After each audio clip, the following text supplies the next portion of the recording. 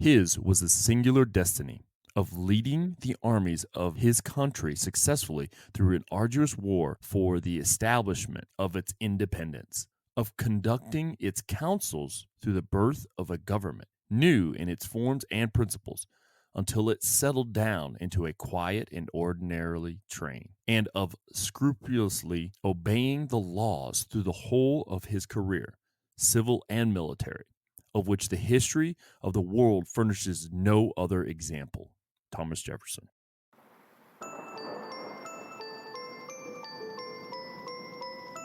Welcome to the Instinctive Influencers podcast, a show where influence becomes one of your tools for success. Now, here are your hosts, Brian Weber and Ed Haley. Hi, I'm Brian. And I am Ed. And this is the Instinctive Influencers podcast. Ed, we're back at it. This time we've selected a book. Actually, you selected the book and you said, hey, this would make like 15 great episodes. And I was like, hey, great idea. Yeah, actually, Brian, you selected the book when you were in the Republic of Korea and talked about doing an episode on it. And then when I got the book and dug into it, that's when the chapters came. But way back, like months and months ago, you mentioned this book to me. Well, and that's, so it's funny, Ed, is the book I mentioned wasn't this particular book. It's another George Washington leadership book that I had found, but you'd purchased this one. And then I was like, oh yeah, that's great. Let's do that one. So, but then again, hey, it's George Washington, man. Like, this guy has been written about multiple times, many different ways. There's plenty of records and letters and firsthand accounts of how people are, and just tons of stuff about him that you could dissect it in so many ways. He was a great military leader and president of this nation. Yeah, no, 100%. That's why we talk about him so much. And I mean, when we were coming up, now they've changed it, but at least when I was coming up, George Washington's birthday was the holiday. It wasn't a President's Day, didn't exist. It was, you got his birthday off and you got President Lincoln's birthday off. So of course now, which we will talk about. We'll talk about both. Yeah. Now we get ripped off. They put them together and give us one day off instead of two. Oh yeah. And I celebrate both. Both are heroes of mine. I mean, George Washington is my main man. Like, you like Patton. Patton's your guy. I'm a Patton. That's my guy. Washington is my guy. Like, there's something about him that mesmerizes me. And to learn more and more about him. And I mean, dude, you know how many books I've bought about George Washington in the past, 2 years? I've got audiobook after audio. I got one audiobook that's 40 hours long. I still haven't tried I have it that yet, the actual book. I guarantee the one you're talking about, I have the actual book of that, and I have not. I've used it. I've used it to write papers and things, to do research, but I have not read. It's really thick. I have a Lincoln book that's just like that. Oh yeah. But it's full of great stuff. Yeah, no, absolutely. And you can't study when you study warfare and stuff. For me, from a military history perspective, I knew he was a general and I knew he was legendary.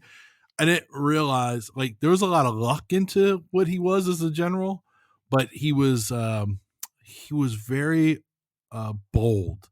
And really, Brian, I can tell you throughout my research, the greater generals and commanders, they're always very bold, very audacious. They're not afraid to take a risk. I mean, even some of the ones who are scoundrels like Napoleon, he was not afraid to take a risk. Now, sometimes it doesn't work out, as in, because I'm just read somebody's paper for my class, as in the Nazis going into Russia, and into the Soviet Union. That was a bold move, except they did it in the winter, which is also a mistake Napoleon made, and that's why they don't make it to Moscow, is because of the winter again. But it was bold. It just, that time it didn't work out. But other stuff, the D-Day landings. The D-Day landings is one of the most audacious and incredible things ever attempted. And nobody in their right mind would have ever said, hey, this is what we're going to do against a fortified enemy. But they did, and it worked out. So, and that's one of the big traits for Washington as a commander was his boldness. Oh, yeah. Hey, so you just brought that up about the Germans and the Nazis and the World War II with Russia. And I'm actually I'm watching it again. I'm watching the World War II in HD on Netflix, which is it's a great little series. Really good. I love the fact that they have a lot of the real footage. But I was sitting there and I'm listening to because I was doing some research on something when I was listening to a certain part, and then it just caught my attention. And I want to say, guys, he was talking about it was Gary Sinise actually who's doing the narration of it, which is really good. And he's amazing. And they were talking about it was the Russians took the brunt of the force. If they would have completely changed how they were going to go about this, right? They would never have tried to go east. They would just continue their wayward west. We'd be a different country today, guaranteed. Yeah. I mean, the Russia. I mean, that was the and when you look up the stats on that, so the decision making and the vision that they had to go that direction, they thought one thing, and then the Russians were like, no, niet, as they would say, niet. Yeah. There was actually a non-aggression agreement between Stalin and Hitler that Hitler violates. Yeah. He has this vision of capturing Russia, and it's the same thing. I don't know what it is about that area that, there's been a lot of people, the Afghans, Napoleon, Hitler, they've all tried. Yeah. So it's something about that area fighting with Russia that appeals to people. But yeah, it's crazy to me too. Because again, if we don't fight, if the Russians don't win Stalingrad, if they don't win the great tank battle in Kursk, yeah, it could be a whole different war even then. And if the Nazis never turned on the Russians, definitely totally different outcome. Oh, absolutely. And to be able to visualize that and say like, wow, I can't believe, that to me, you start looking at things a little bit differently. You start looking at the strategic and tactical level of things, and then the decision points that are made. So, like for instance, I mean, your man Patton, he went in through the Africa way, right, and started coming south to north. So, what type of different war would we have seen if they were spreading west and south and not going east and keeping that treaty? I think we would have seen a lot different war. I mean, obviously, soldiers, airmen, sailors, and Marines, we're all supposed to do the same thing. That's to fight America's wars and win. But that would have been a massive uphill battle. Yeah, absolutely. Yeah, so absolutely. Hey, so here we are. We're about almost 8 minutes into this, and we're discussing World War II when we're actually supposed to be reversing even further back in time. We're talking the initiation of this great nation called America, the United States of America, with George Washington. And for the listeners, what happened was Ed and I, we were discussing a different book, not this particular book, but then he found this one, and then it just turned into a whole idea and concept of what we're going to present. And the actual book's name is George Washington's Leadership Lessons: What the Father of Our Country Can Teach Us About Effective Leadership and Character. And it's actually written by the executive director of Mount Vernon, which is George Washington's estate. It's James Rees. So if you think about it, James Rees has a lot of insight, especially being the executive director, right? So he's probably dealing with a lot of things of the letters that came and went, a lot of the record keeping, because George was a big time writer. And so was Martha, and not to mention the other book that I was talking about that I had found.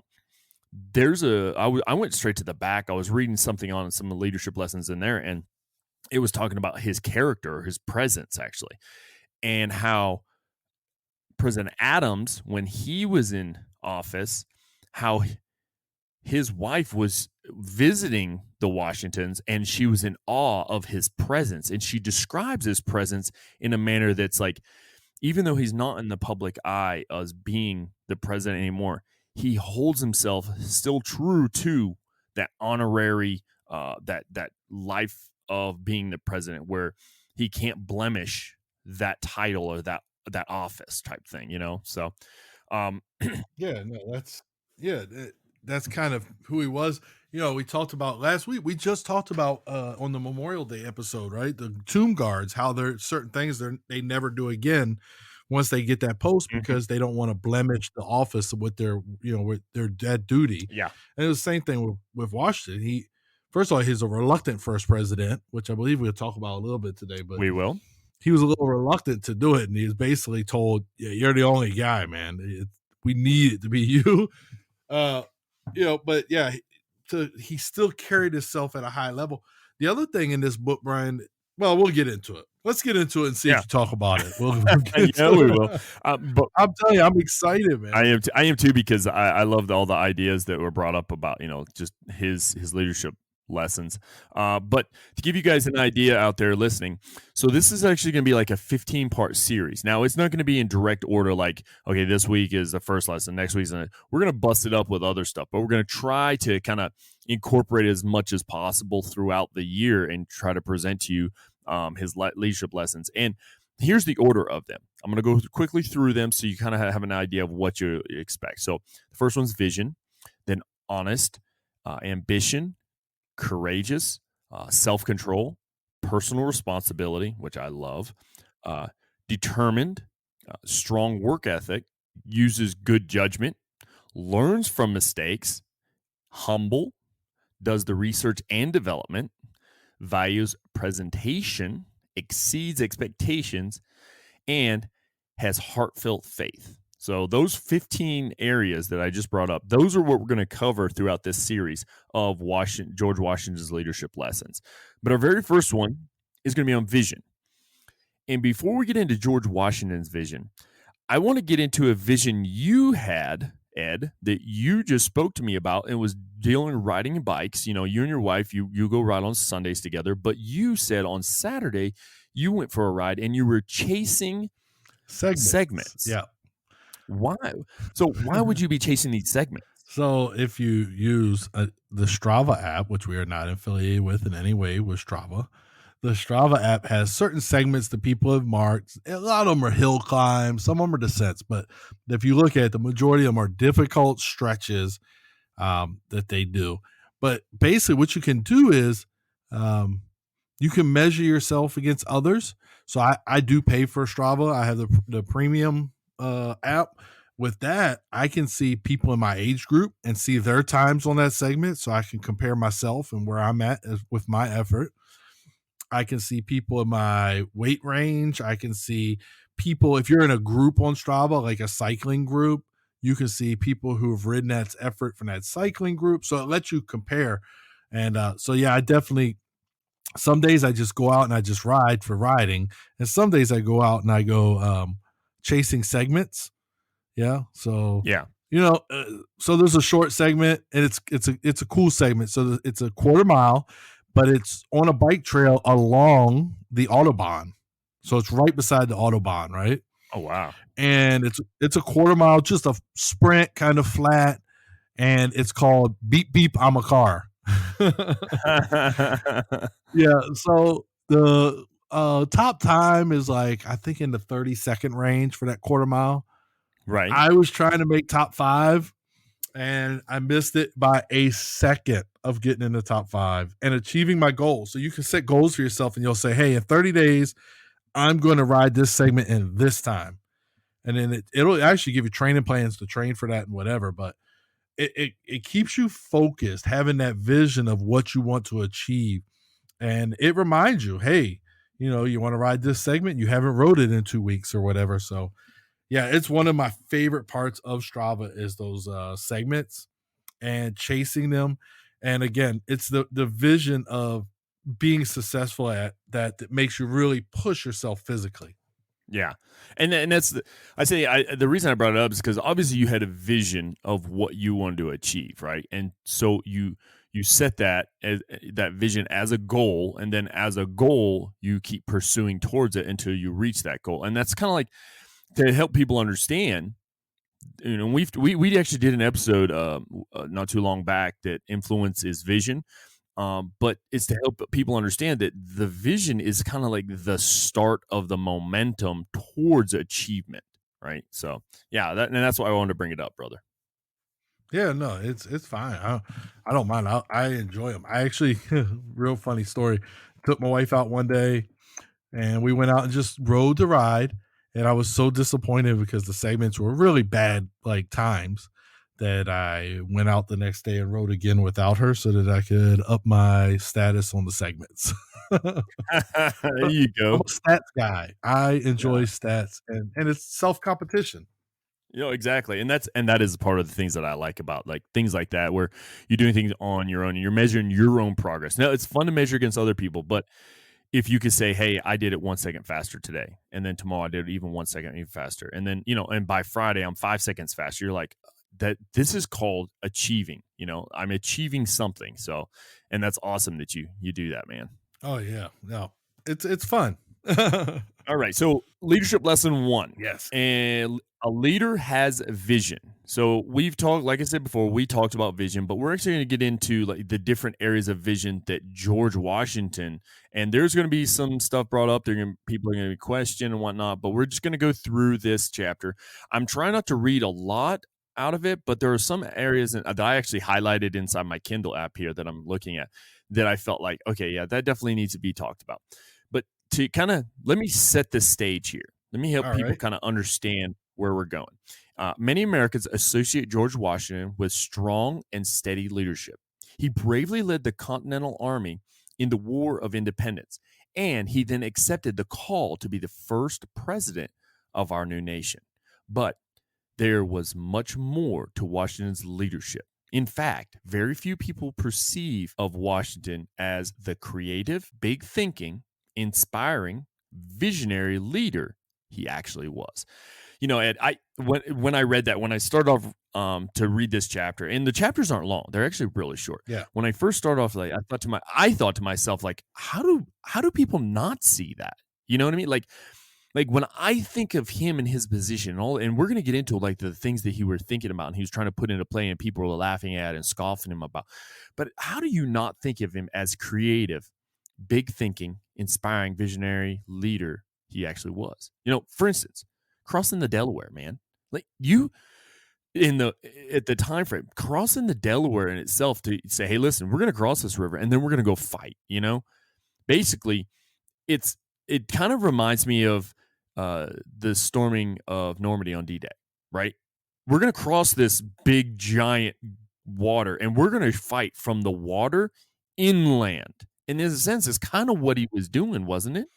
Yeah, no, that's absolutely and against a fortified enemy too. I mean, but with Mm-hmm. Washington, the general, right? He's fighting against the big bad British military. Like these guys are the powerhouses of the day. They're an empire, of the day. And now you've got this ragtag group Yeah. that is gonna fight them and believe they can win from the beginning. Although is stacked against them, and as they say in sports, on paper, there's no way the British lose. Oh yeah, yeah. You're right. Yeah, they should have won everything. All the wars or all the battles. So yeah, his vision of what needed to be done, especially is leading that army. Uh, he saw something that a lot of people didn't see, and he knew exactly what needed to be done at certain times to inspire those around him and influence them. Actually, so there was basically in 2000 there was a lecture at George Washington Club in Wilmington, Delaware, and they discussed the three key traits of what a visionary leader is, and we're going to kind of hit upon that throughout this chapter. But it has a far-reaching view, a meticulous, organized kind of mentality, and is personally persuasive. I think that last part, that personally persuasive, I think that's a big Yes. part of being a good visionary because I could say all day long, we're going to the moon tomorrow, right? And is that really? I mean, you and I are going to the moon tomorrow, Ed. I don't think that's real, right? That's I can't even Yeah. persuade that No. because one, I don't even want to leave the planet like that. You know what I mean? I enjoy it here. I don't want to go to the moon. But I mean, what I'm getting at is he knew what had to be said at the right time, or a lot of this stuff wasn't going to happen. We're talking about you know all these colonies that had to come together at some point, and then they had to create a union, and then that Yeah. union had to fight back together. I mean, that's a big piece, brother. Yeah, I think so. When you say personally persuasive, so I think of like the new coach, right? Comes in and says, we've been a passing football team for years, and the new coach comes in and says, okay, we're going to be a running football team, and he has to sell that and get that buy-in from the franchise in order to be successful. And with George Washington having that ability to be personally persuasive, he had to sell the idea to these farmers, these settlers, that they could Mhm. stand up to the mighty British Empire and gain their independence. And so, I mean, I don't think he had a dry erase board or a chalkboard to do it with, No. but words, his deeds and his words probably inspired them and made them believe. And once you win a battle here and a battle there, next thing you know, you're like, I think we could do this. And I Mhm. think that's where they also talk about his charisma multiple times in this Oh, yeah. chapter, which Yes. obviously he had to have had. Yeah. No, and you said that, and I literally had just scanned over an area that I was getting ready to bring up, but he talks about the vision of a leader in the highest degree and their personal charisma. That Yeah. when he said personal charisma, because really you own your own charisma. Certain people have charisma in different ways. They have different ways of going about it, and it could be dependent upon the industry they're in, the type of society norms that's created around them, or even just the ability to know others through emotional intelligence, which we've discussed many times. What I thought was funny is it kind of leads right into how he was thinking like an American before that was even a thing, right? And he had sent this letter, Yes. and in this letter he had wrote, actually, the establishment of our new government seemed to be the last great experiment, which I love that part, for promoting human happiness by reasonable compact in civil society. So he literally called the forming of our new government, the how we're going to do it, the last great experiment. So he was already kind of titling it as an experiment. Hey, this may or may not work, but this is what we're visualizing it. You know what I mean? Like, so he's trying to persuade people that way. I thought that was kind of unique in his language to kind of help persuade people in the American way. Yeah, and I think too that you see throughout this chapter and some of these other sections his ability to be persuasive as well. It's going to talk about like forming a government, and we're coming from Britain, and we're like we don't need somebody telling us how to live our lives, and Washington, he's like, all right, well, how do I make you think you do need somebody so we can make this happen? So Yeah. yeah, I saw the great experiment too, and they put it in quotes for a reason, right? To kind of make it stand No. out even more, I guess. Yeah, yeah, yeah, absolutely. And I mean, to kind of call it the great experiment, though, that's like the very next section we're going to lead into with this chapter, because it's basically called the idea and ideal of true independence. Mhm. And so part of this vision of this great experiment, right? So we are under control, right? We're under control by this other government that's not on the same soil as us. Now, were they of that government? Yes. So the British rule and whatnot. Many of the people that were now America, or was considered in America, were from there. But there were also many that were from other countries like Spain and Ireland, all these different stuff, all areas that the British wanted to keep control over, in a sense, through America. The whole idea and the vision that he had is that we were going to be free, United States free from this foreign control, which Mhm. that's kind of like, I kind of see it as this way, Ed. You grow up in a household, right? Mom and dad are your parents, or they're your rulers, so to speak, and you grow under their rules and all this stuff. Well, a lot of times you form your own stuff off of what you learned from your parents, right? So for instance, I may brush my teeth before I go to bed every night. I mean, this is a simple way. Or I try to get to bed at a decent hour because I know the very next day, and that's through you know many times of experimenting, staying up too late, not being able to wake up early. Okay, now I know I need to get to bed at a certain time. Oh, that's why they made me to go to bed at a certain time so I can get up for school and all that. You know what I mean? So we learn Yeah. lessons that way. I feel like Yeah. the form of our country uh, under Washington was the same way, so to speak. All right. So, and with that, Ed, so in a sense, you look at it, as the colonies desired to be let alone by British, much like we often say, hey, as children, leave me alone. I want to do my Yeah. own thing. We learned our lesson, but at the same time, so individual Americans desire to be left alone by their government to pursue wealth and happiness on their own terms. Washington recognized the practical side of this vision, that a central government would be necessary to hold the whole thing together. See, you need something to hold it Yeah. together, but he never lost sight of the importance of an overriding vision for a free America. So you still have to have, there's still that idea of you still have to have like a governing body. You still have to have some Yeah. rules to kind of keep things together, be that small glue. But it's not supposed, like, for instance, it's not supposed to be an epoxy over the entire thing. It's just glued pieces here and there, if that makes sense. Yeah. So this is the essence of big picture thinking. And that's, I was sitting here thinking about you in your example of your parents, but your parents teach you to say yes, sir, no, sir, right? And you still do it. You do it as an adult because they've ingrained that in you. And then, like here, you when you were a kid, you wanted your parents to let me make my mistakes. And then when you're an adult and you've got kids, that's when that you kind of, refer back to that and go, wow, I do remember that. And if you don't, that's where you can have a disconnect with your children if you don't remember what it was like. And we say it in the military all the time, right? Oh, he doesn't remember what it was like to be a specialist. And that's a disconnect. So that's kind of a big picture kind of understanding that I think it's really important. We've talked about that before too, Brian. Is talking about understanding the big picture and how important that is and what role it plays.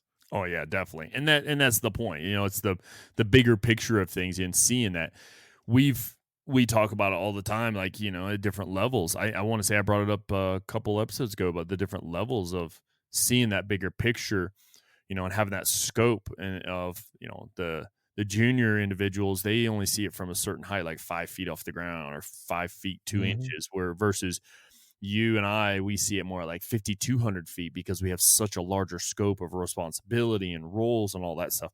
And I really think that in that same way, George knew that, right? And he knew that by putting a system in place. Putting a system in place was a big, big deal. So especially, he wasn't, and I want to say, Washington's willingness to serve as president for the 1787 Constitutional Convention.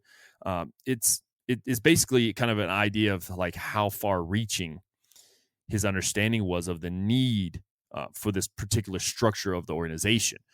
He knew already, hey, we've got to do XYZ to make this work.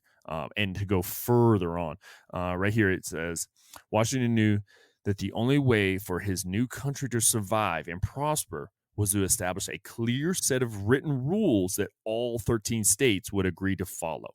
So he knew that he had to have buy-in, had to get some ownership in there. We talk about it all the time when we refer back to the extreme ownership of things, but he had to get them to buy into it. And one of the best ways to is kind of set the ball in motion, get everybody's ideas, and then include everybody's ideas into the overall arching idea. Yeah. And now everybody's like, well, I can't let that fail. That was my idea. You know what I mean? Yeah. And I think that the other part, especially in Washington, where that becomes super important is if you think about it, right? Like we just came from, what we viewed as tyranny and being ruled and kind of, being oppressed by the British. And, Washington, if he jumps in too hard with this, putting a system in place, he could give that feeling again and we could go right back to square one. So it's also a balancing act, which he obviously did very well. But this is something that he must have wrestled with in his mind is, okay, what's the balance between getting something in place to, a system and not making everybody feel like we're trying to go right back to where we were. Yeah. So part of that is that compromise, right? Yeah. To me, you have to know how to compromise. Even as a leader, Washington's basically kind of going into this knowing I got to get everybody involved. I got to get them on top of this, man. Yeah, no, I can't tell them you're going to do this because then he is acting just like the British government that they're trying to get away from. So he had to get them, to agree by compromising and compromising to certain things. Okay, so hey, yeah, we still have got to have some type of rules. We still have to have some type of taxation so we can help fund this and all that. So, I mean, that's an important piece. Yeah, no, it is. And then if you think like from a everyday perspective, like now, Brian, what do? We have SOPs, standard operating procedures. If you go to a section or an area, like let's think back to, Brian going to his first like shop that he's going to work in, right? Oh, there's no standard operating procedures. Okay, well, we've got to develop that. And and then we want it to be a joint effort. So right now, I just got a new officer who's going to be working with me. So there's some things that I didn't think was working. He's already observed that he didn't think they were working very well. And him and I are now working on a standard operating procedure and a continuity book uh, to put some systems in place to make that better. I told you, like I've got people willy nilly calling embassies saying, "Hey, we want to come down for a staff visit," and not coordinating through my office, which is really one of our biggest jobs is to coordinate those visits. So we have to put some things in place to stop that. So even in your organization, whether it be military, civilian, or whatever, you have to have some kind of a system in place, or people are going to wonder, wow, uh, Domino's. It could be something like Domino's, and I love pizza, man, pizza. But if you don't have a good schedule of what drivers work which sections or whatever, however you work that, if you don't have a system in place, then you may not meet your little timelines to deliver pizza on one side of town because all you focused on is the other side of town because you didn't have a system. Hey, these drivers, you've got these sections, this area, you've got this area. I do believe back in the day, if you went into Domino's, they would have a city map, town map, and they would literally have it color coded. These drivers have red, these drivers have the blue section, but they had a system which enabled them to perform better. So any organization, George Washington did it here, and that's what we're doing. We're pulling lessons from him. Yeah. But for our listeners, make sure there's a system in place. And if there's not, hey, develop one and work with your team to develop. Don't dictate to them what that system would be. Yeah, exactly. Well, and so you say that, and where, right here, it talks about, interestingly, Washington wanted to remove some of the ambiguities that still exist today in the final document. That's the kind of detail-oriented thinking he was. So he knew how he didn't know, but he felt through his vision how some of those things would affect the country further down the road. So others recognize, however, that leaving some issues open to interpretation was a positive, not a negative, particularly in the terms of the document's longevity, right? So, look at it. Over 200 years now, well over 200 years. Washington was the first to admit that the written document formulated under his leadership was far from perfect. In his typical fashion, Washington wanted to keep people's expectation on a modest level. Still, this magnificent document has never been eclipsed as a roadmap for democracy. It has Washington's stamp on it. It's got vision, but it also works on a particular level. And I think, so when I read that, right, Ed, I think of this. It's got vision. And the reason it has the vision is because it is a living document in a sense. And the reason I say it's living is because we can add things to it.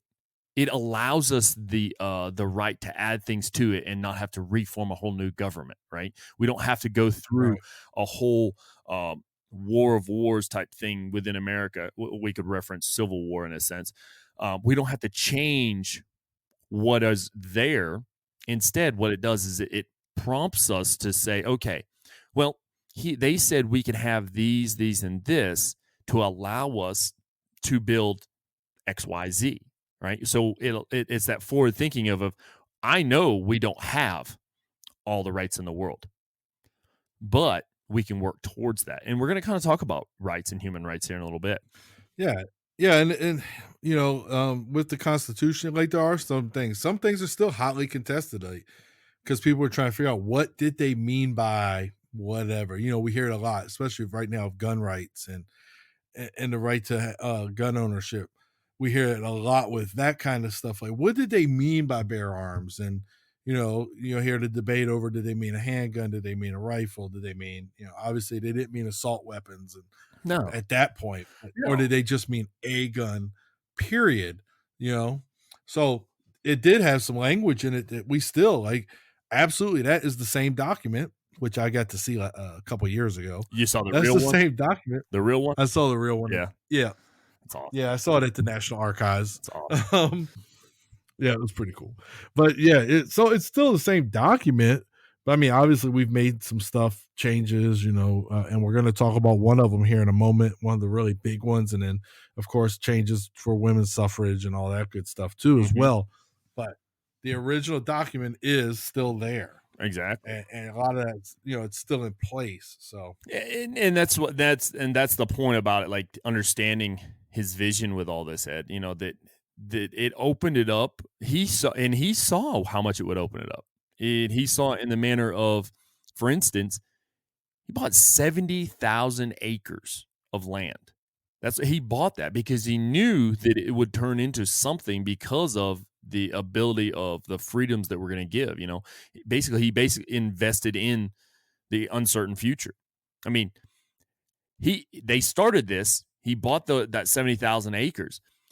Who was to know, that maybe that they wouldn't attack back and try to take America back over from Britain at some point, that they wouldn't quit, right? That he wouldn't lose that land, or that, that things couldn't happen and that would cause them to lose the land and have to parcel it up to other people and stuff like that. But he saw that in realizing, hey, listen, I've got to make an investment in this country. And part of that investment would be to purchase land at a large amount. So as an example of Washington's far-reaching thinking, in his will, he listed many parcels of his land, often emphasizing his belief in their future value. When talking about 373 acres that would become the town of Nansemond, Virginia, he wrote that he had purchased the tracts on full conviction that they would become valuable. The acres were on a river that could facilitate commerce, right? So he knew that river would have some type of commerce that would go through it and to help sustain life. And he described them as capable of great improvement, and from its situation must become extremely valuable. So he saw it in the writing. He realized, okay, hey, there's a river that runs through this land. That river is going to be a way of transportation, because then boats were the bigger thing of transportation. They didn't have the trains and planes and automobiles that we have today, which, by the way, Trains Plays Automobiles, great John Candy movie. But they didn't have that to kind of help establish routes and stuff. Instead, they had horses, carriages, and boats. That's pretty much all they had to get them places. And boats would be the fastest way of all the ways, right? Then the boats were our airplanes for then, right? And he knew that. And that's what's remarkable is he's like, you know what? Hey, I better go ahead and get this started, because this is going to help X, Y, and Z, to help with the commerce and to help build. To me, that's remarkable thinking.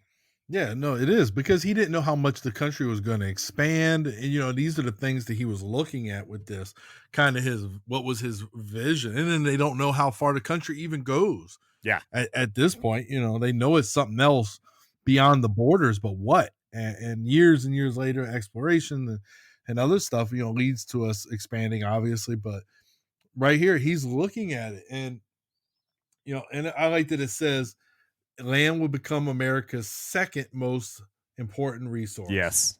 Of course, the first was people. Yes. And he understood that was a resource. And that's why he treaded lightly and didn't want to force a government on the people, because he knew how important they were. He wanted their buy-in, man. And that's the whole point. It talks about right here, growth. Yep. Final pages of this book, we're going to probably get into the growth of one. But he was constantly experimenting with crop rotations and things like that. So he was working on the farming side of things, but did he do it himself? No, he had there was people to help him, and there was ways to go about it. And he understood that people of our nation are our biggest commodity. The thoughts, ideas, actions, the individual visions of those people will be what helps it grow. Where would America be today without the industrial age, right? That was one of the biggest booms Absolutely. we had in this country that kind of catapulted us as a superpower in the world. Because before the industrial age, we were just we were here, but that's what developed it the most. And then Ed, have you seen I think it's called The Story of Us, or it's the one about America, the building of America, and it goes through like the different. I haven't. No. Yeah, it goes through like Rockefeller and Carnegie and Vanderbilt, all those different very, very rich men of that era. That would have been more of the industrial age. But you start looking at things as like, okay, wow. So they had vision on how. Now there were some things that probably should have been looked at as, okay, yeah, that guy's and they did look at it actually as they're monopolizing, right? Which kind of Yeah. created like this. Okay, they're the only one that can provide this, so they can raise the price as high as they want. Because a monopoly, in a sense, a monopoly is just that. It will allow you to charge out the what for anything, and people basically have to pay for it or they don't get it. And and especially things like oil and whatnot. But he looks at growth, and that he wholeheartedly believed that America's farmers would be the world's best. And we had some of the best, richest, fertile lands to use this with. And, he also Yeah. a storehouse and granary to the world. Right. So you think about it. He looked at America by inducing new farming techniques and just different things of farming. His vision was that we would be a storehouse and granary for the world. So the world would come to us to get this stuff. And so I look at that, right, Ed? And I think about some of the things that are in America today. So, for instance, there are countries that own lands here in the States that the United States has agreed to allow them to purchase for use because of the ability to farm in America. And you can look at areas where there's like, if you look from Google Earth or just Google itself, and you can see like these big circles all over like the western states where they're farming and this stuff is grown. And obviously, so the country has to pay for that land. They have to pay the export tax, and then I'm not sure if they pay the import tax on their other side, but that's growth. That's right there. The storehouse and granary to the world. That's what that is. And him to know that's like really far reaching and thinking ahead, my man. Yeah, he was, like you said, so we're talking all about visionary, and he was absolutely a visionary. He had an idea what was going to happen. And at that point, I mean, what else was there really? Like you said, the Industrial Revolution changes things, but at this point, agriculture is it. Tobacco down there in the Carolinas, tobacco is it. And that's where the money's going to come from, and that's why it was important for him to understand it and try to have that vision of where the economy was going to go. Yeah, exactly. Well, now we're going to get into I would think this is going to be a touchy area for some people to listen to, and they may argue one side or another, and that's fine. I think that's the whole point. That's the big visionary part of Washington's vision of America, as he sat as the chair president for the Continental, basically the Continental Congress, of building our nation is what it is to allow for further growth. Washington's unavoidable regret. Here we go. As a slaveholder, Washington evolved morally to the point where he believed that slavery as an institution could not coexist with a true Republican form of government. Hence, his long-term vision of America did not include slavery. So right there, his long-term vision didn't include it, right? But we're going to get into the point that he did have slaves. Go ahead. Yeah, no, you're right. So that's cool to kind of note that his vision did not include that. Yeah, no, exactly. Obviously the agriculture and the stuff kind of leads to it, but what Washington vision was not that. No, it's not. And we're going to talk about, like some of the circumstances and whatnot here in just a moment. But he recognized its inhumanity. And even when his slaves, because he did have slaves. Now, he actually came into a marriage with Martha. They both had slaves, right? And many of those were inherited. He recognized its inhumanity, and even when his slaves were part and parcel of the operations of Mount Vernon, Washington's behavior illustrated his broader understanding of the regrettable institution of slavery. Right, and I would have to say this: slavery started before America was formed. That was going on before America was formed. It was just something that wasn't addressed at the time for certain reasons, and we're going to talk about that in a moment. But Washington once wrote to a visiting Englishman, "I can clearly foresee that nothing but the rooting out of slavery can perpetuate the existence of our nation." He says, I can clearly see this. I am visioning the idea of a free America before those words were said by Abraham Lincoln, before those words were ever said by Martin Luther King Jr., before those words were said probably 2 days ago, after, you know, the things that have been going on across America that are really kind of like the high point of it's almost like the bubble's about to burst. People have been, you know, put into this confinement of things, and something tragic really happened, which, you know, I would speak against.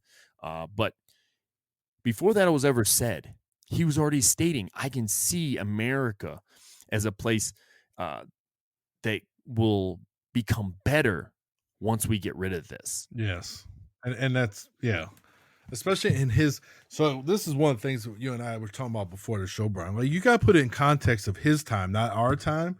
And for him to say that in context with when, you know, this is occurring, that's big, because Huge. it was such a part, just an accepted part of society at that point. And I mean, and into the 1860s, it continues to be. But if you compare this situation, right, this piece of the book, with now, Yes, then it makes him look, it sheds a different light on George Washington. But if you just try to understand what this culture was then, yep. then I think that really goes a long way in understanding that he wasn't a terrible person. He even says he said he envisioned not having that be a part of America. You know, and So I think that's important for listeners. exactly, Ed. And that's what I'm like. I'm trying to get. I want to get in the mind frame of Washington, his time frame with this, to understand his vision, because saying slavery is bad now is completely looked at differently today by the majority of society Yeah. than saying slavery is bad then. I would definitely say that there was slavery around the world then. I mean, there's still slavery going on across the world now in certain areas, but around the world, and where slaves were taken from, or weren't just taken from, they were sold into slavery from their own tribes or their own colonies or whatever it was they were a part of, and then brought into another place where it's continued on, and it's like never ending. So him speaking that in itself is almost like a form of being an early on civil rights leader, in a sense, because you think about it, everything was accepted then as, you know, that was okay. Where today we look at it like, no, it's not. Of course it's not. Well, yeah, it's because we've evolved as thinkers, and as we've also evolved in the human rights aspect of things. But he was talking about human rights then. Yeah. That's what's so awesome about it. So, And it even says here, you know, that he kind of looked at the overseers of the slaves he did have, and he scolded them for viewing the slaves as if they were draft horses or oxes. yes. He scolded them for not viewing them as humans. So again, I think this speaks to, you know, the situation he was in, but who he was despite what the accepted culture was. So let's look at it this way. If they were slaves to him, right, then supposedly everything he owned, or they owned, he owned. But it says right here, Ed, that they grew their own produce, which he was like, yeah, grow your own, you know, because obviously they had to have permission. Then he was like, yeah, grow your own, which Washington sometimes also purchased back from them, right? Yeah. And he trusted individual slaves to travel to the nearby towns and plantations. So it was a thing of, he was he was on a different level of the idea of slavery. Like I get this feeling from Ed, and maybe I'm wrong. I get this feeling that it was almost like he knew it was bad outside of his realm, but within the realm that he could control, he tried to make it feel like a free America for everyone, to include slaves within his realm of control, especially at Mount Vernon. Yeah. And that's just kind of how I see that, though. Yeah. No, and I think so. The other point that we raised, Brian, is, we talk about George Washington as a visionary, right? But I think if you look at what the outcome is in the 1860s when Abraham Lincoln does emancipate the slaves, right? 100 years later. Yeah, the country divides. Now there's this major war. Okay, well, the country was 90 years old at that point. So the war, the war divides the country, and it does a lot of damage that Reconstruction has to fix afterwards. But now imagine an infant country, the United States in the 1700s, in their infancy. And what if he says, you know what, I'm the president, there's no more slavery, and it divides, right? Maybe the United States never comes to be if he takes such a harsh stand. And as a visionary leader, it's quite possible that he understood this is not the time. The time will come, but now is not it. Maybe, it's hard to really, all you can really do is offer a hypothesis as to what he probably saw. But, I mean, I like my man George. I like to think that that's what it was, is he knew it was wrong. He just knew now was not the moment. No, exactly. And that's the whole point, is we were a fragile country at the time. You think about it, we're 13 colonies turned into 13 states, right?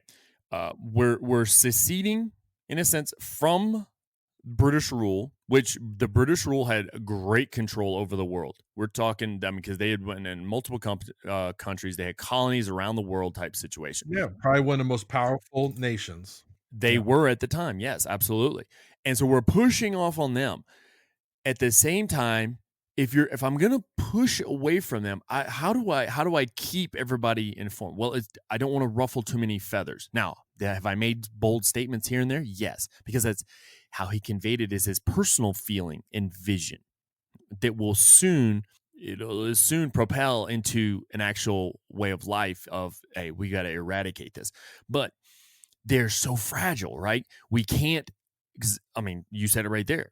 Abraham Lincoln tried it 100 years later, and next thing you know, we have complete just war, North versus South, brothers versus brothers, cousins versus cousins, all kinds of things. So he had that vision of, listen, okay, I have to choose here or here. I have to pick the worst of two evils to hang on to, type thing, right? And basically, he made that choice to hold on to the Union and try to push it that way.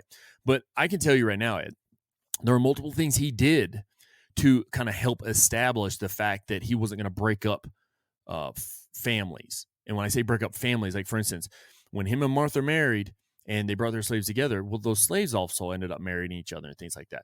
If he were to, let's just put it this way, during that time, during those years, when he was to die and he did his last will and testament, if he didn't basically give her the slaves in the will and free them, they would have to leave that plantation. They would have to go be on their own. They would be busting up families, because there would still be the ones that were owned by Martha, so to speak, and then the ones that he owned had got to go on.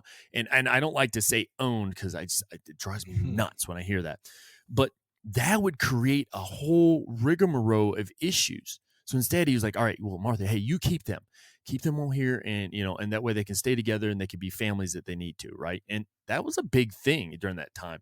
And for Martha, as a woman during that time frame, right? Let's talk about women's suffrage too. For her to be able to own and take on that ownership, to be able to continue what George started, that was a big thing. I mean, that was huge. But let's dive a little bit further now. I think we can hit our point on this slavery thing, Ed. Let's talk about the first president. You want to lead us through this? Yeah. All right. So this is actually a quote from George Washington to Catherine Macaulay Graham in 1790. I walk on untrodden ground.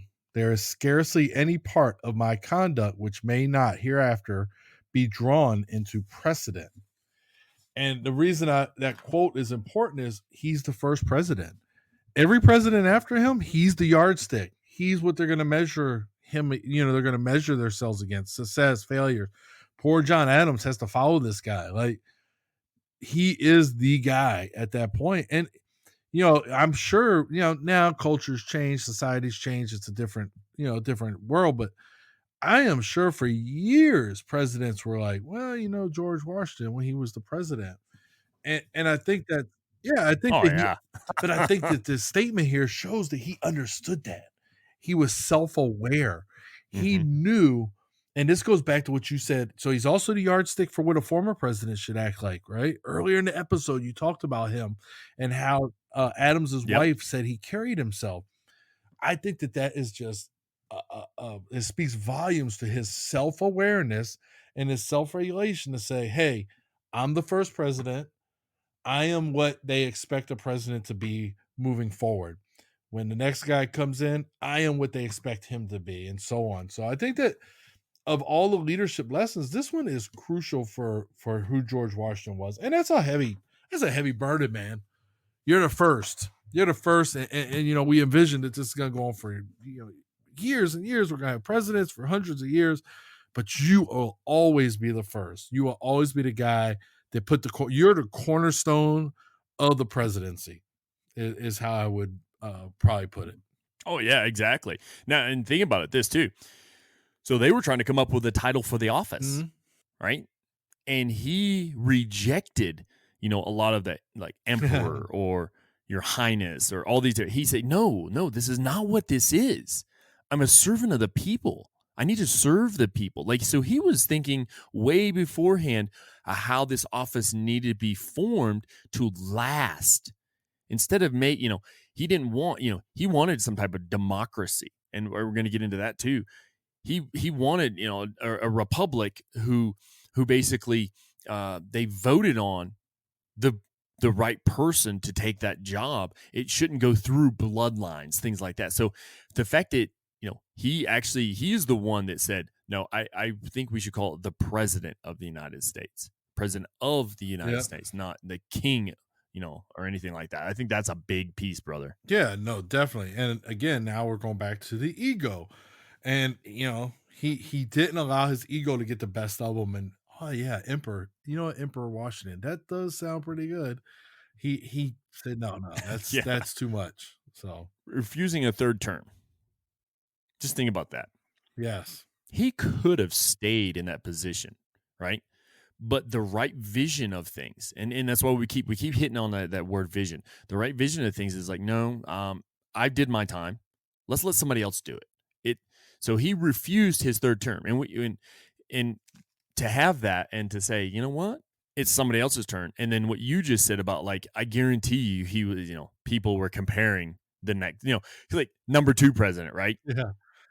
You're number 2. Actually, George, our first one, he didn't do it like that. I mean, that's kind of like if you're the president and you keep hearing, well, George didn't do it that way, you're going to like, you know what? Forget that noise, type thing. But he refused that third term, looking ahead to the future of our government, and insisted on the peaceful transfer of power to a new generation of leaders. Yeah. All right. Yeah. By doing so, not only did he follow through on his promise to the people, he also ensured that our future leaders will be chosen on merit, what I said earlier about voting, rather than on bloodlines or military rank. They would truly be chosen by the people. Washington trusted the people and the system, and he envisioned a nation that could fulfill a greater promise and potential than any nation in history. So he already kind of said, now, people could argue that today, the way things are done and the candidates that people have and all that, that come up, that it's not really fair. I got what's going on. But we're talking a 200-year deal here, over 200 now, right? That they enacted and has been working many, many years. And we're still, since we started. And like I said, the industrial age is kind of what kind of gave us that oomph to get us on top of the map, is like, hey, we're a superpower. but a lot of the things that enabled the industrial age was formed during that initial building of our country. So designing for the future. This is one of my favorite parts because Did you like this? I'm very passionate about Washington, D.C. Yes. And that's like, so when I thought about, as soon as I read that, Ed, I thought, I wonder how much Ed is going to tell us how much he loves Washington, D.C.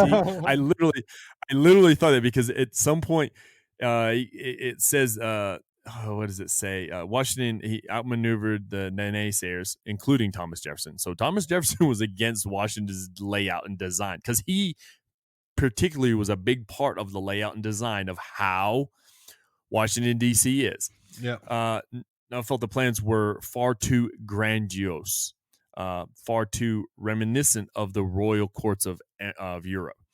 As National Register of Historic Places explains on its website, in the context of the United States, a plan as grand as 200-year-old city of Washington, D.C. stands alone in its magnificence and scale. Mm-hmm. So when I saw that magnificence and scale, Ed, I thought, I wonder how much Ed is going to tell us how magnificent Washington, D.C. is. I don't let us hear. You already know it is. You know it's magnificent.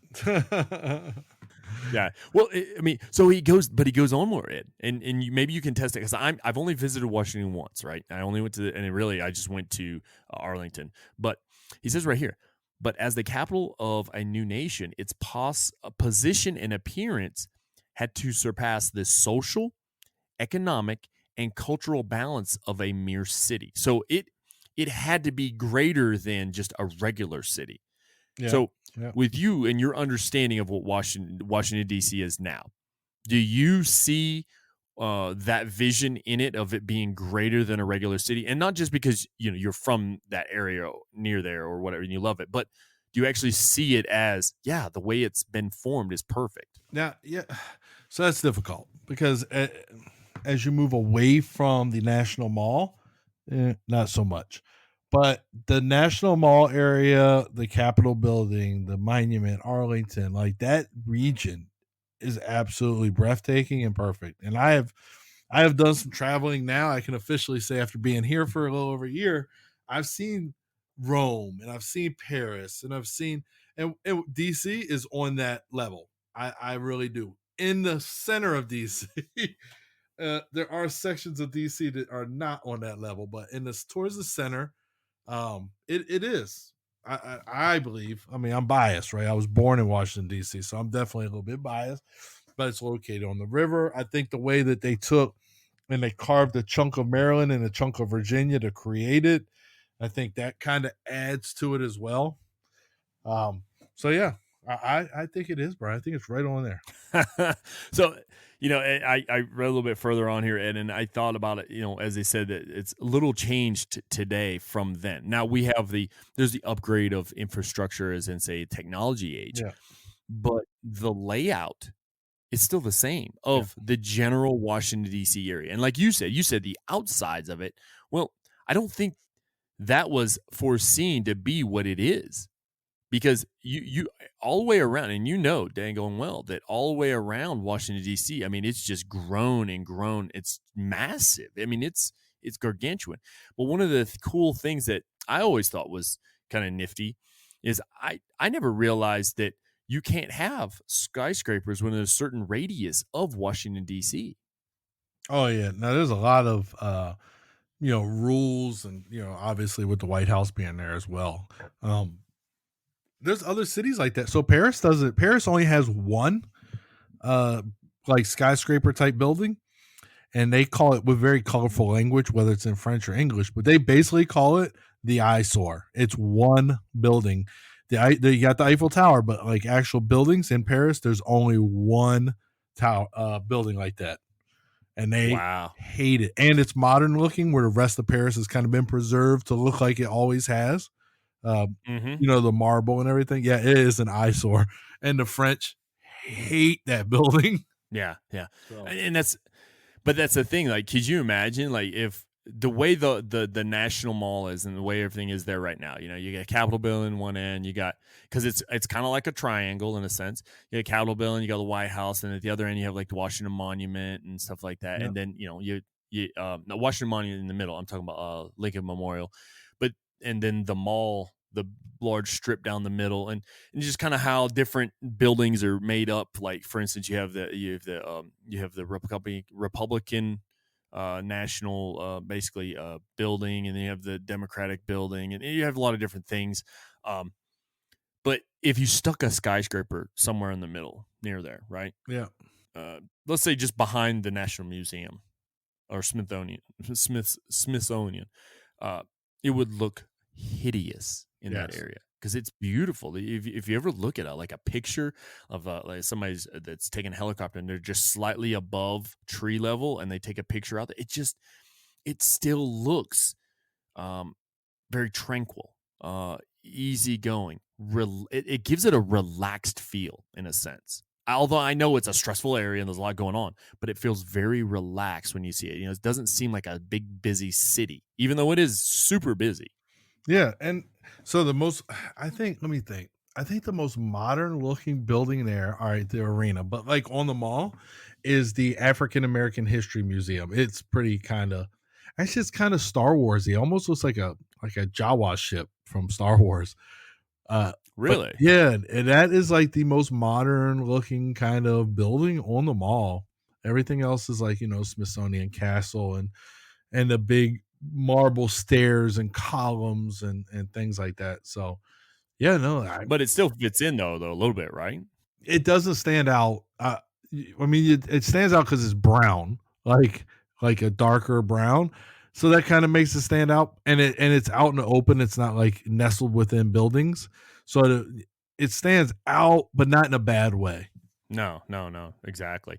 Yeah, actually, it's funny you say that too because I just was watching the Medal of Honor show that you brought up in the episodes sometime back there when we talked about the Medal of Honor winners, and that particular individual was on there. They were in that museum and they were kind of walking through it and talking about it. So it just kind of rings a bell. So a last area of vision, Ed, and this is really about Washington and his home, so to speak. But Washington's architecture at Mount Vernon boasts elegant classical themes. But it's also fresh and full of new ideas. For his beloved home, Washington embraced and incorporated elements that were distinctly American, ultimately creating a hybrid design that honors the past while looking to the future. Now, I've never been to Mount Vernon. Have you ever been to Mount Vernon? I have not. In fact, our last trip, my wife and I talked about going there. Yeah. I have not been to Mount. If I did, I was like a Cub Scout and super young, maybe. Right. But I don't think I've ever been there. Yeah, so that's one of my goals. That is one of my lifelong goals, is to visit Mount Vernon and just to kind of take in. This was the grounds of Washington. This is where I really do want to see what they're talking about here, and I'll probably look up pictures and stuff like that. But to me, he was trying to set an idea of we're no longer British, we're no longer Spanish or from Spain. We're no longer this country or that country. We're not Irish. We're not this. We're American. So he took when designing things on there on his plot of land, rather large plot of land of Mount Vernon. It's not as big now as it used to be because they've sold off different areas, but they've kept the general area of it. But he kind of wanted to display we're American. This is the American culture. This is the American architecture, which, obviously it just kind of transferred from what he was a part of Washington, D.C., transferred into where he resided and finally passed away in his life.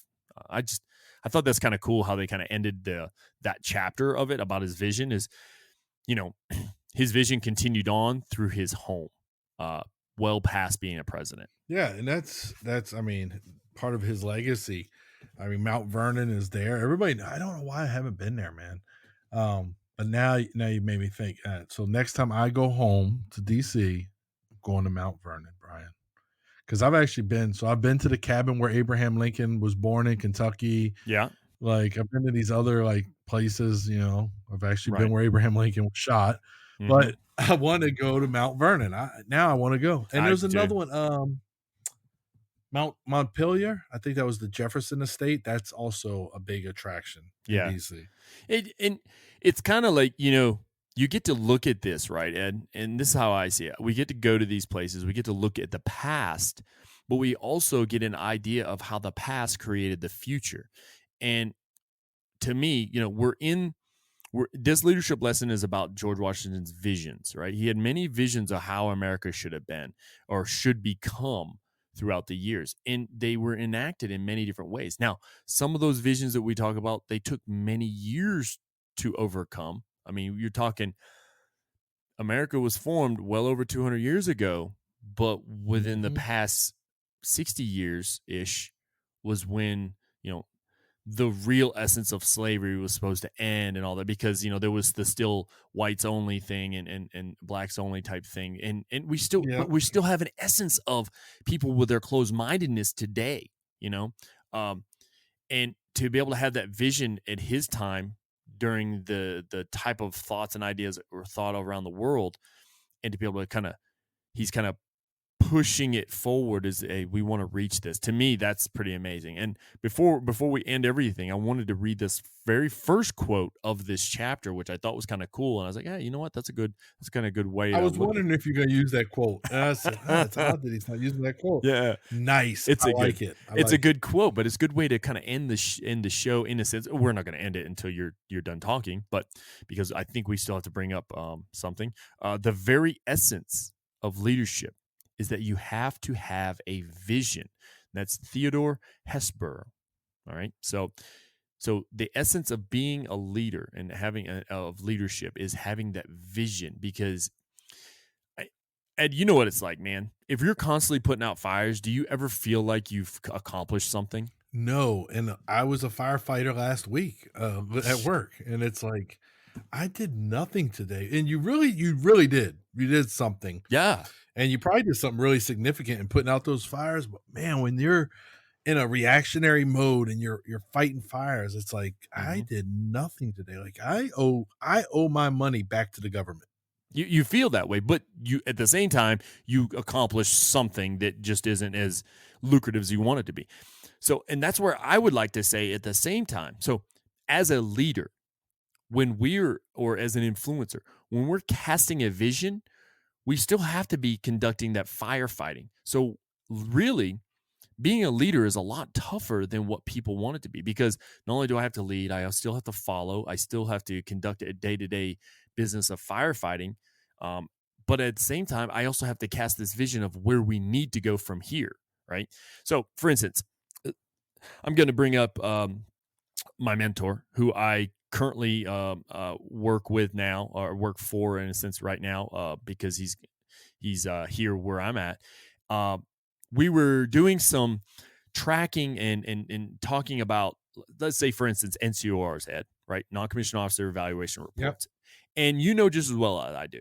So an NCOR, or there's what's called a through date, right? So they're due on a certain date because the last one was done, or this is the initial one, right? But you don't have to have it turned in. It's not considered late to the Human Resources Command until 90 days after that date, right? But he made a statement, and I loved it. He's like, we don't work towards catching up. We work towards getting ahead, right? And so when we're working on these things, so for instance, we have some NCORs that they're due, but they're not overdue that 90 days. They're past their through date. And I was explaining to my group of guys that work with me there at my company, my platoon sergeants there, and I was explaining, hey, listen, we're going to get these off our plate. And I was explaining which ones. All right, these, I think it was like 10 or 15 people. We're going to get these off our plate and get this knocked out now. But at the same time, I want you to think about the future. So these other 5 that look to be due in July, let's get those knocked out now too. Let's start looking at this, and then we can keep this. Now, if something happens, right? Let's say we're doing an evaluation, and you know how this is, Ed. Let's do an evaluation report, and we're trying to get it turned in early enough so it can get looked at. But then somebody does something great that needs to be added to it. we can always add it before hitting the submit button, because you can't submit it until like 14 days prior to what is due. So you have time to get things done. It's just kind of how I looked at the vision of being a leader and also a follower and everything else at the same time, and putting out fires at the same time. Yeah, no, it's hard, and it does. And at least I feel like initially when you're trying to like work for the future, I think it's hard at first, but once you get there, it's so rewarding, rather than seat of your pants kind of firefighting work. It does, and that firefighting thing stuff. It just sucks, man. It's you feel like you're just never getting ahead. But if you can get a different mentality from everybody else on how to get ahead, works great. Yeah, no, definitely. I mean, I've worked for leaders who's that was going to happen. They were going to stay ahead all the time, and then things happen every once in a while. You get blindsided by something you didn't see coming, but it does it just makes your life less stressful. I was thinking, Ed, we just mentioned getting ahead multiple times there. There's a particular head that I can think of. It's bright, shiny, full of luscious beard. You mean not the Jedi? Not the Jedi. That's right. He replied to me and said he is not a Jedi. So then I replied back. I sent him a picture of Emperor Palpatine, otherwise known as the evil Emperor, Darth Sidious. Do you know who we're talking about, Ed, though? The shiny head, I believe we are talking about the bearded ninja. Imagine you're in a boat. The man, the myth, the legend. You're the bearded ninja. You're floating directly behind George Washington across.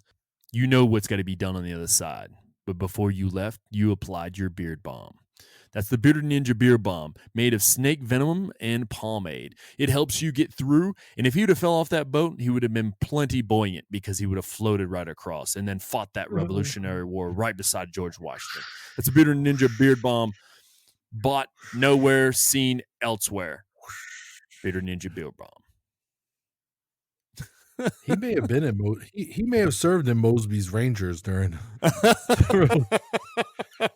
He's gonna kill you for that one. Oh no, he was a Ranger. Yes, that is true. Oh, so that is true. Hey, yeah, it's a lesson learned, and we're never too old to learn new lessons. It's why we promote lifelong learning so much. I think he is definitely a person we should ask about vision to. In comparison to what we talk about with George Washington, because I know just as well as you know that he has had many a great visions that we were able to enact where we worked. And it's kind of like one of those things where it starts off with just a small conversation that turns into a fruitful product down the road. I mean, I've reached back to him. You and I both have reached back to him to get access to their BLC Blackboard. And he said, well, I can't give you access to the regular one, but here's the training one type thing. And it kind of helped me in that sense to, and I mean, he wanted a training one. That was a vision that actually helped build those courses and help everybody get through it. But yeah, I think I'm curious to hear his thoughts on how to go about vision. And actually, if I'm not mistaken, he's the one that brought it up to me, that when we brought it up in the vision episode where we talked about influences vision, about a vision board and creating one. And he actually has one sitting out. He had one when I left. The last time I saw his, it was sitting right underneath his TV, but above his refrigerator in his office there at the entrance door. So, yeah, no, I remember the vision board thing, because we did some research on it. And I mean, I have a vision board at my office. I have a picture of Brian Shaw right on my wall next to me. Don't think I'm going to accomplish that, but I mean, hey, you know what? Vision, a vision help you get you to your goals, and whether your goal is to be Brian Shaw or just be able to achieve certain things he has. I mean, it's personal goals, man. Just like with the Strava thing you talked about. I think I don't think we buy enough stock of the idea of leadership vision versus we're constantly doing, like I said earlier, we're putting the fires. We're saying, hey, do this, do that, do this, when we really need to be thinking about what's the future way ahead, because it's the managers or the supervisors that work within our chain of command, they should be able to handle those day-to-day fires and actions. And if we train them properly, then we can cast that vision, Yep. and then it helps teach them how to cast the same vision, or not the same one, but a vision, and then make it A fruitful. vision. Yeah, exactly. Hey, thanks, Ed. I really appreciate you wanting to go over this this area, because I know we're going to actually get into the Patent Principles book also as another part of a series that we may cover. But what are your thoughts, man? Yeah, this one was interesting. I think it's funny that you sparked the idea, but I had a different book, and out of it we got this episode. And even though we've done vision before, now you can listen to that. You can go back, right? You can go back, listen to that episode we did on vision, then come back to this episode, right? Right Yes. after you're done, come Yeah. back to this episode, and you can listen and see kind of like George Washington and how his leadership was with vision. And you can marry these, and there's going to be other episodes that we've already gone over, and you could do the same thing. Listen to the original, Yeah. then come back. Yep. Come back to this one. It'll help, and I think it helps So out. I think that's important. Yeah, it helps you to also kind of see, hey, do we really contradict ourselves in what we say? I'm almost certain we don't. I'm pretty certain we don't, and I haven't listened to the Vision one in a while because it was a while back. But it's just that idea behind it. I wanted to continue on. Also, another idea for a show that we're thinking about doing is quotes. I actually sent this idea to you, and I thought about influence is quotables and how much. And the reason I came up, that's the funny thing, the way I came up with the idea was when I was reading this, the multiple quotes that I saw in the introduction and the first chapter, I was just like, man, how often do we quote something or quote someone, and we're able to learn so much from that quote, and then we develop ideas and visions and everything else from that. It's just the smallest things that allow us to continue on. One of the smallest quotes ever that says so much to me, Ed, World War II, 101st Airborne Division. Okay. Nuts. Okay. That's it. Nuts. But it says so much to me. And I'm like, it's like that one quote of nuts says, I will not surrender. I will not give up. I will fight forward. I will continue on, and we will survive. All that is said out of one word, and because of what took place. And it's like, you want to continue on, and you want to have that essence. And I think that kind of that's what's allowed me to have that desire and burning, of being a good leader or just, helping others around, is something like that. When he said nuts to the opposing force, General McCall. Yeah. When he said, I actually I have his bio. Do you really? His book. Yeah, I have his biography. I keep a picture of him and his generals, the Bastogne one. So that's just me. Because that's actually one of my favorite places I've been in Europe. I've been to Bastogne a few times. Yeah. Yeah. So I've been to the 101st Barracks, and I've actually had lunch at the restaurant Nuts. Yeah, exactly. Which is named after his quote. So let's just think about that quote, though. He didn't just say it as a reaction to it. He had a vision of what needed to happen, and they enact, and they took the ground that they needed to. It just took time, but that's, to me, that's remarkable, man. That's good vision. Yeah, no. And the funny thing is, Brian, he's not the commander when that happens. Nope. He's filling in. The commander's in Washington at the time. Yeah. But he's like, So yeah, exactly, man. That's awesome. Ed, any parting notes or news you want to give our listeners? Well, yes, Brian, I'm glad you brought it up. For our listeners, we'd invite you to get connected with your instinctive influencers at 101 Influence on all platforms of social media. Not all, because there's so many of them now. Oh, man. And I'm not twitching or switching or whatever that thing is called. But on Facebook, Instagram, and Twitter, you can find your instinctive influencers there. Join the group. Hey, ask some questions. Just say something random. Come up with a quote. Give us a quote. What's your favorite quote? I've got a number of them. Of course, my favorite is General Patton. Lead me, follow me, or get out my way. But there's several. So yeah, add the quote and then go to Twitter. You can also check us out at our website at instinctiveinfluencers.com. You could go there, meet the faces, see the places, listen to the episodes. If you download the episodes from your whatever platform, whether it be Spotify, Google Play, Apple, then go ahead, give us a rating, give us a review. It means a lot to us and it helps us develop the content and the show. Yeah, exactly, man. You know what you said that it was your favorite quote. I always thought it was maybe like, about the planning, where he's talking about a hasty plan today is better than a thought out plan tomorrow type thing.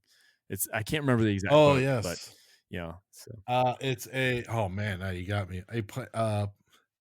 A plan violently executed today is better than, I forget. I owe the listeners that quote. Get it back to us. But so one last thing I want to leave with those out there listening. We talked about casting a vision, right? And a vision of where we want to be and where we go as a society, as individuals, as families, in your workplace. I want you to think about that. Something that was once said to me not too long ago. Actually, it was been a while ago, and I've just kind of repeated over my head. Is acting out in anger is not always the wisest of decisions. Meaning, no good ideas come from anger. Normally, a calm, peaceful mind before you act in a manner or you come up with a vision is probably a bit more fruitful than if done so in anger. Just a little something. And people could debate that all they want, but I thought about that and I wanted to say it. Okay. All right, Ed. Well, I have one more thing for you, Brian. Give it to me, buddy. A good plan violently executed now is better than a perfect plan executed next week. Nice. Violently executed. He means and when he says that, he doesn't mean violently as in tearing up things stuff. He means as in going headfirst into it nonstop, as in this we will achieve. Yeah. That's a vision. This we will. Yeah. All right. So with that, Ed, I am Brian. And I am Ed. And this has been the Instinctive Influencers podcast. Remember, George Washington has many aspects of leadership we can learn from. We're going to share those with you throughout the next year. Thank you for listening. Have a great day.